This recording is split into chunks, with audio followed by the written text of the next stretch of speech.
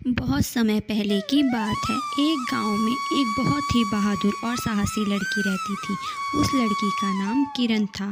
वो बचपन से ही बहुत बहादुर और साहसी थी। उसके पिता एक सामान्य से किसान थे, परंतु वे हमेशा किरण के मनोबल को शौर्य और साहस भरी कहानियों से बढ़ावा दिया करते थे।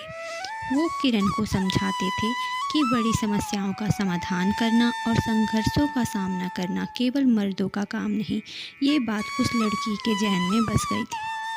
एक दिन गांव में खबर फैल गई कि पास के जंगल में एक बहुत ही खतरनाक राक्षस आया हुआ है।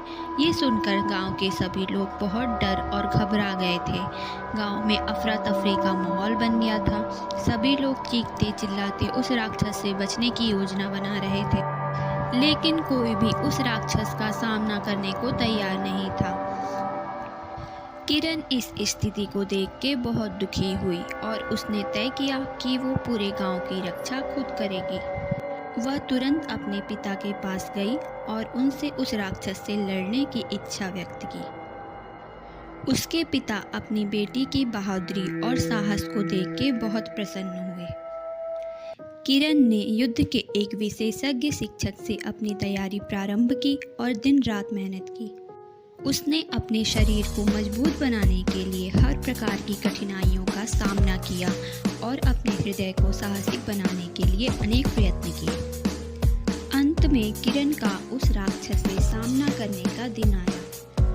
उसने अपनी युद्ध की तैयारियों के साथ राक्षस से संघर्ष करने के लिए खुद को तैयार किया और जंगल में चली गई। राक्षस किरण को देखकर जोर जोर से हंसने लगा और ताली बजाने लगा। उसने हंसते हुए किरण से कहा, तू कौन है छोरी?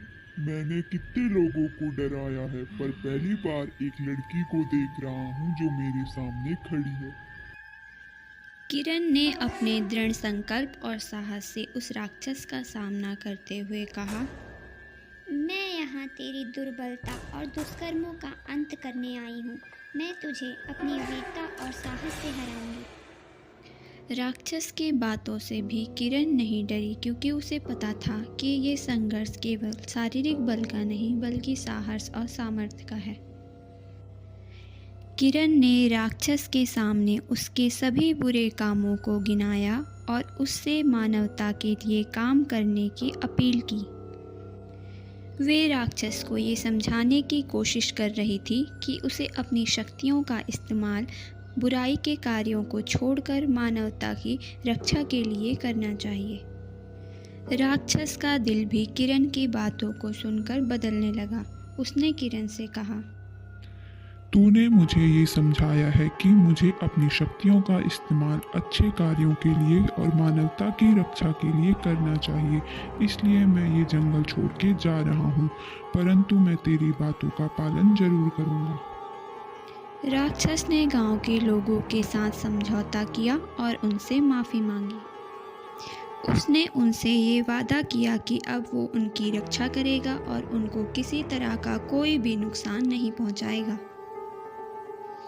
किरण ने अपनी बहादुरी और साहस से न केवल अपने गांव को सुरक्षित किया, बल्कि उसने एक बदलाव की प्रेरणा सभी को दी, खासकर गांव की लड़कियों को। बहादुरी की कहानी हमें यह सिखाती है कि शांति, सद्भाव और समर्पण के साथ हम किसी भी मुश्किल का सामना करके उससे छुटकारा पा सकते हैं। हमारी शक्तियों का सही तरीके से उपयोग करना हमें सफलता की ओर बढ़ने में मदद कर सकता है।